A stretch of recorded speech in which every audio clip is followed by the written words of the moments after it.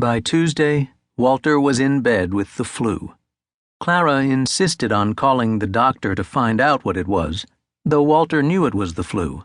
Somebody at the party had mentioned a couple of cases of flu around Benedict. Still, Dr. Petrick came, pronounced it flu, and sent Walter to bed with pills and penicillin tablets.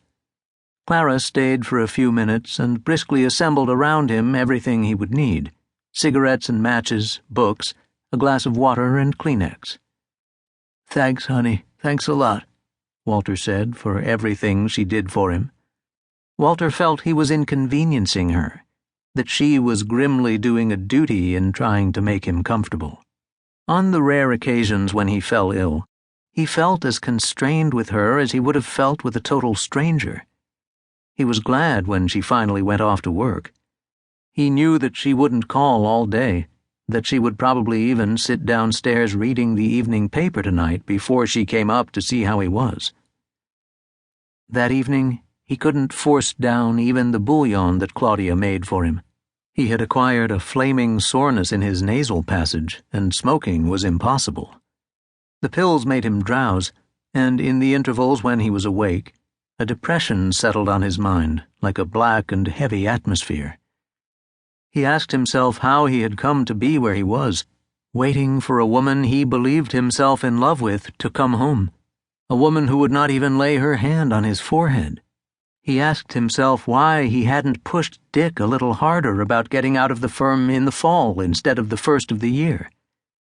He'd talked to Dick the night of the party, which had been a bad time, but Dick was shy about discussing it in the office, as shy as if the office were full of hidden dictaphones planted by Cross.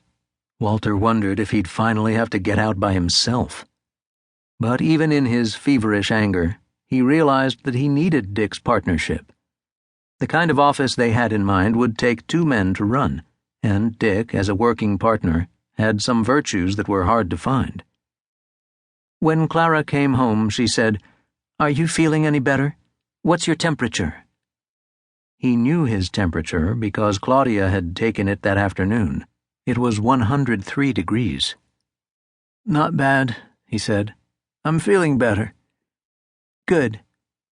Clara emptied her pocketbook methodically, put a few things on her dressing table, then went downstairs to wait for dinner.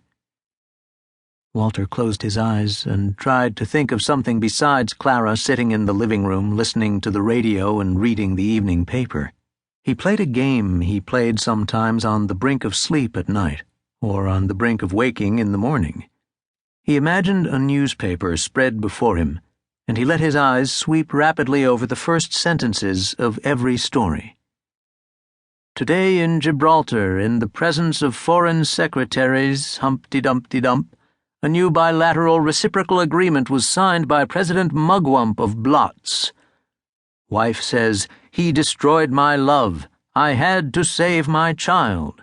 A grim story unfolded yesterday before District Chief of Police Ronald W. Friggerty. A young blonde woman, her blue eyes dilated with terror, told how her husband came home and beat her and her child regularly with a frying pan every evening at 6. Weather in South America growing ever more temperate, experts declare. A chance discovery of a tiny plastic meteorite on the left shoulder of Mount Achinche in Bolivia has led climatologists to believe that in the next 600 years, chinchillas will be able to compute their own income taxes. Radio photo shows streams of schlupping mourners shuffling by bier of murdered Soviet explorer Tomyatkin in Moscow. International Weaving Trades Fair to be inaugurated, infamous glass receptacle at Cologne. Walter smiled. He saw the item he had torn out about